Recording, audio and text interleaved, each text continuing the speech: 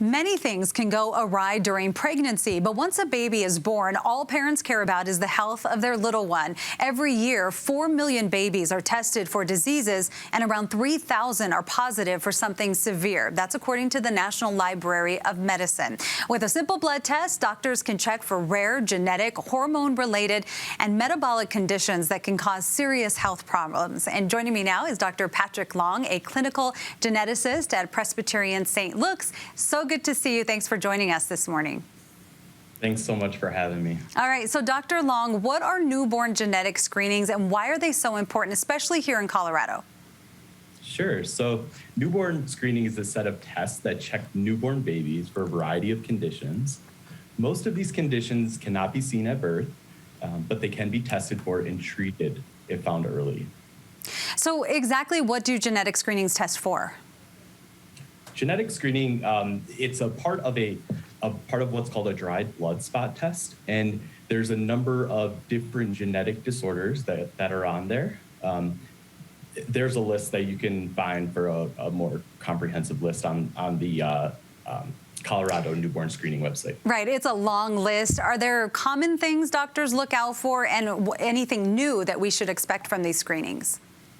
Yeah, I think in particular there's a couple new disorders that are being added this year, and one in particular is called X-ALD, or X-linked adrenoleukodystrophy.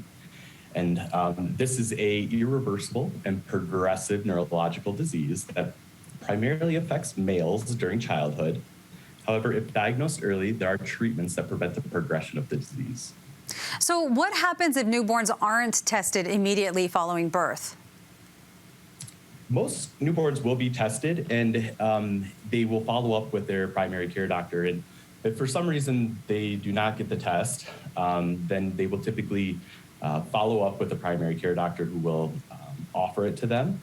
And if they are still unable to get it and they are healthy, then they will kind of proceed with life with no problems. But there's a rare chance that they could have an underlying genetic disorder that could have been screened for, and eventually they will start to present with symptoms at which they'll need to probably follow up with some specialists. Now, is that something that a parent can choose whether to have the test or not, or it's just automatically done?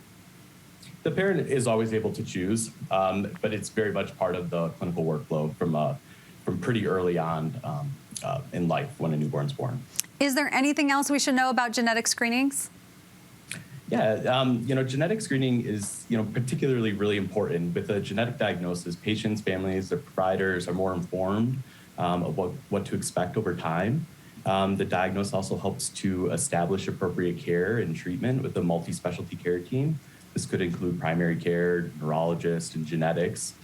And a diagnosis also enables opportunity to enroll in research studies or clinical trials to help understand and treat all forms of X-ALD. And then finally, by having this diagnosis, patients and families can connect with other patients and families with X-ALD to help understand their experiences. Okay, a lot of really good information there. Thank you so much, Dr. Long. Thank you. We'll be right back.